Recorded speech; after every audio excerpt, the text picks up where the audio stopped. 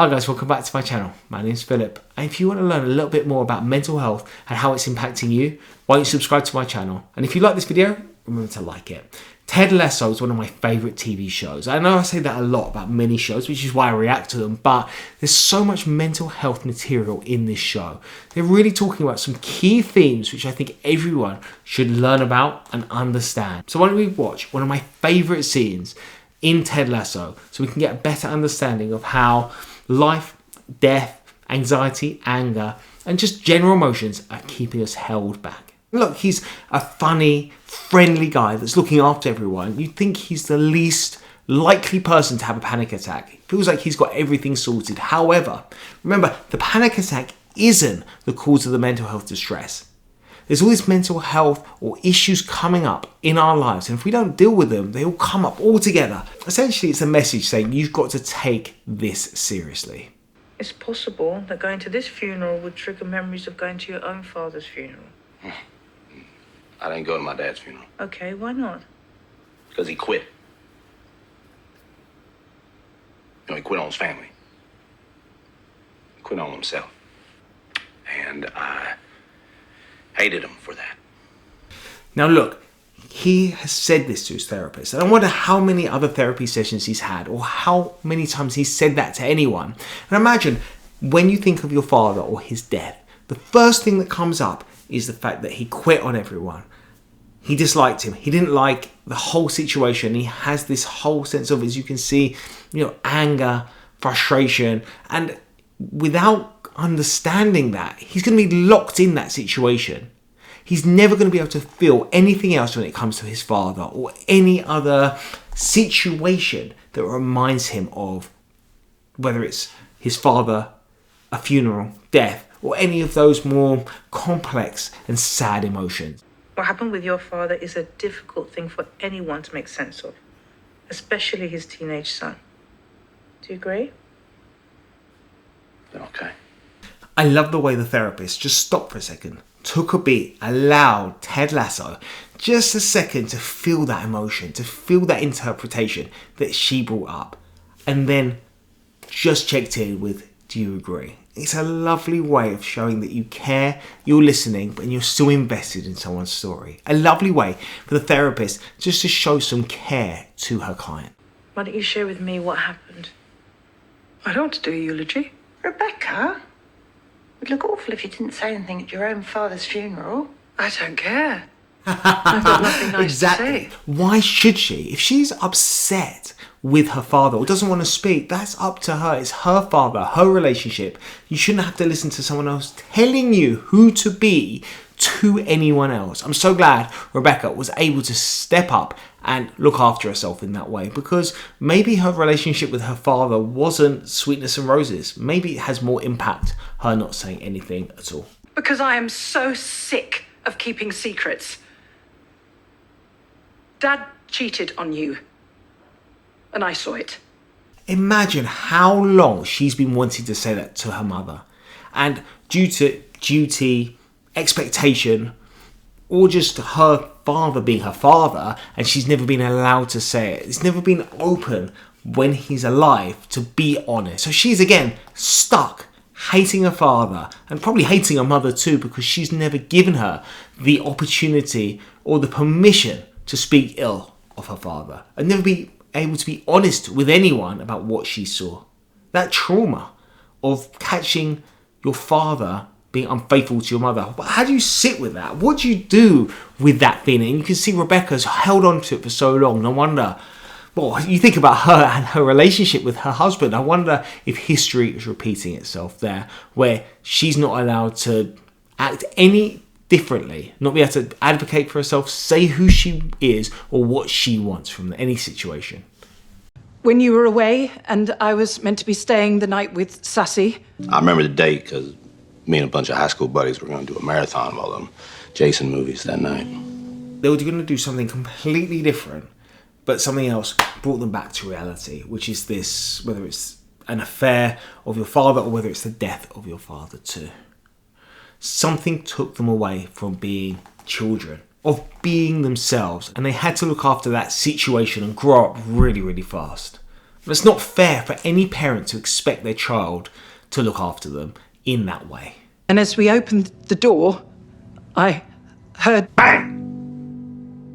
So we went to investigate. I opened up the door and there he was. In all his glory, with his arse in the air, with Mrs. Reynolds screaming his name. And I called my mom at work and let her know she needed to come home. And the next day when I came back, he said nothing about it. Do you see how both these situations are very different? One is suicide, one is being unfaithful, but yet the same emotion is present in both of these stories, which is sadness, frustration, anger, a sense of helplessness, a sense of not knowing what to do and having to just scramble around and work out a way to fix things. It's not up to them to fix their father's actions, but yet it's being expected of them. And that's not fair on either of them. And without working through that process, they're going to be stuck in the same situation, trying to fix things for people, trying to push those situations away from themselves and never getting the result they want, which is not to have this burden on their back. It's so important to talk about this because otherwise we're going to be locked in these same perpetual loops, doing the same actions, hoping to get the relief and the release that we want. But really, it's not about the situation right now, it's about that situation in the past. And as you can see, both of these characters are doing their best to understand and show how they felt then. It's why I've always hated him. And I still hate him. I know. No, you don't know how I feel. I mean, I know about his cheating. All of it. The issue again is maybe she's actually done a good thing because she hasn't expected her daughter to fix the issues with her marriage. She's kept it a secret, but by everyone keeping it a secret, nothing's moved on. And in fact, all that anger has been pushed on from Rebecca's father onto her mother because no one is giving her the space to talk. Understand that just because you're married to someone doesn't mean that you have to stay with them. You knew and you did nothing. Of course I knew. I know everything. Then I hate you too. You told me what you hate about him. I'd love to hear something you remember that made you feel good. And that is a great way of diffusing the sadness and moving the conversation on. Because Ted was sad. He was feeling that sense of frustration, of loss. And she recognised that. He was able to express that in a clean, concise way that allowed him that space to move on. Because remember, he's been stuck there in that sadness for the longest time without being able to move forward. And all of a sudden, all she did was recognize that emotion, that situation. She heard everything that he said that was bad. Let's hear something that's good. A lovely way of just bringing the conversation to a different place. A lovely interaction there. Next morning I wake up and he says, "Hey, you ain't gonna ride your bike to school, I'm gonna drive you." I'm all right. And on the way to school, he talks me through the entire book. Because he stayed up all night, the whole night. And I ended up getting an A. Oh. Ted went into that session sad, depressed, upset, and look, now he's got a smile on his face. That's how you change narratives in your head, which then changes the emotion you have around a situation, a personal story. This is how therapy works in a lovely, succinct, easy way to understand. Taking a situation where someone felt disempowered and sad, and you've just shifted that mindset from that place to a place where you have more emotional space to, okay, you got to notice the bad, you got to understand and appreciate that. We're telling you that message, but it moves you forward one more step so you can see a different side of that person or of that situation. It doesn't keep you stagnant and still in that sadness. You have the flexibility to move between emotional states. With more space, you get more choice. With more choice, you get more results. It's just a lovely, succinct way of understanding how therapy works in a nutshell. I think he would have known how good he was. That stuff he didn't really care about being good at. I don't think he would have done it. And I wish I would have told him. I wish I would have told him more. That's the sadness. The anger is hiding emotions underneath. And you can see there that Ted really just wanted to tell his dad that he loved him, and he's a good dad, and he's doing the right thing. And he's always going to have that regret that he never said that, which is why we need to make sure we regret the things we try and not the things that we don't. I was just so angry at him. Because he was always gone at work and just out with friends or something like that. And then he was gone. And I knew right then and there that I was never going to let anybody get by me without understanding they might be hurting inside. Do you see how Ted made a rule? He's now living with that mindset. That rule book in his head has changed so that he's keeping himself safe. So he's never hurt in the same way that his dad hurt him. And you think about that outside of his relationship with his father, how that's going to impact every other relationship he's in, whether it's with friends, family, loved ones, his own son. So by him starting to uncover those rules in his head, he's starting to get a picture about if those rules are actually working for him, because maybe they worked with his dad. Maybe those rules worked when he's recovering from the death of his father, but maybe they're not working in his new relationships. I don't know if this is illegal or something, but can I have a hug? Sure.